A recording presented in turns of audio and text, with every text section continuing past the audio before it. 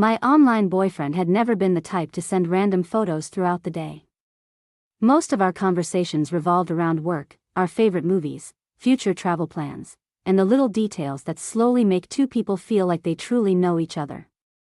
That was why, when my phone buzzed one afternoon with an unexpected picture of his lunch, I paused before opening it. The image showed a perfectly cooked steak resting on a wooden plate.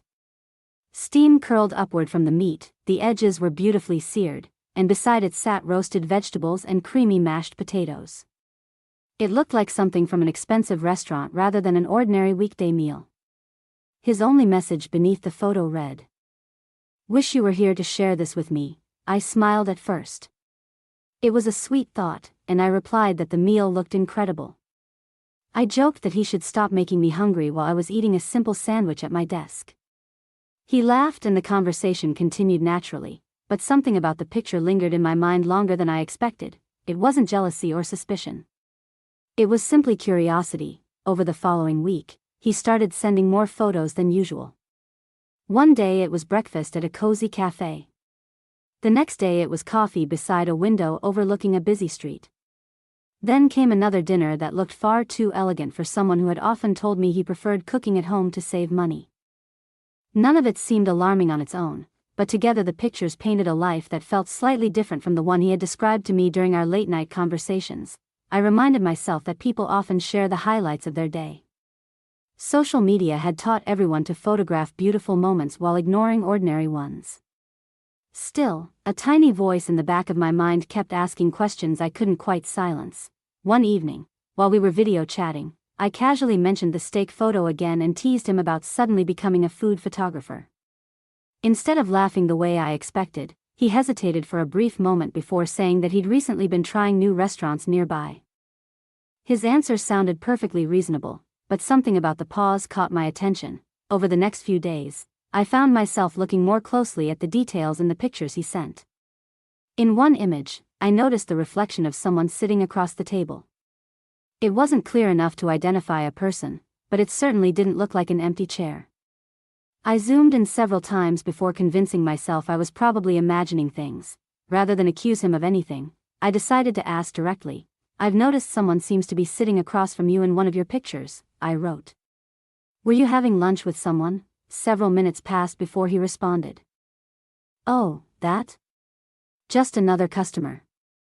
The reflection made it look strange. His explanation was possible, yet it didn't completely erase my doubts. The distance between us had always required trust. We lived in different countries and had built our relationship almost entirely through messages, calls, and video chats. We had spoken countless times about finally meeting in person, but work schedules and financial responsibilities kept delaying our plans. Because we couldn't simply spend weekends together like most couples, honesty had become the foundation of everything we shared. A few days later, he surprised me with another video call during his lunch break. This time he showed me the restaurant in real time, introducing me to the staff who already knew his name. We laughed as he walked around with his phone, proudly showing me the place that had become his favorite lunch spot. Before ending the call, he turned the camera toward the empty chair across from him. "See?" he said with a grin. "Reserved for you." I couldn't help laughing. Then he admitted something that completely changed how I viewed the previous weeks. He confessed that he had intentionally started sending pictures of his meals because he was trying to improve his cooking and presentation skills before we eventually met. He knew I loved food and had often talked about wanting to cook together one day. The restaurants had inspired him to recreate similar dishes at home. And the photos weren't meant to impress me financially. They were part of a small project he had started for himself. He even opened his refrigerator to reveal containers filled with ingredients he'd been experimenting with after work. The expensive-looking steak from the very first picture hadn't even come from a restaurant. He had prepared it himself after watching several cooking tutorials online. "I wanted to surprise you someday," he admitted.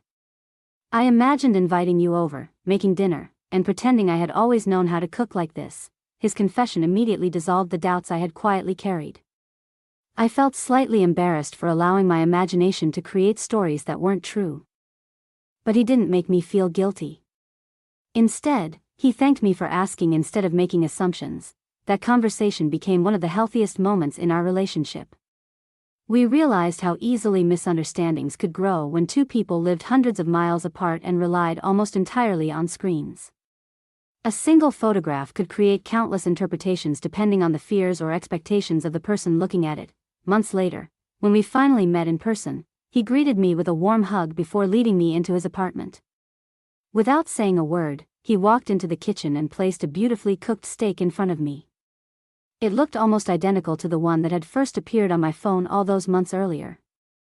We both laughed the moment we saw it. What had started as an ordinary lunch photo had unexpectedly become a reminder that relationships aren't built on perfect pictures or carefully framed moments. They survive because two people choose conversation over assumptions, honesty over silence, and trust over fear. Looking back, that simple photograph of a steaming steak wasn't the beginning of a secret. It was the beginning of learning how to truly communicate with each other, no matter how many miles stood between us.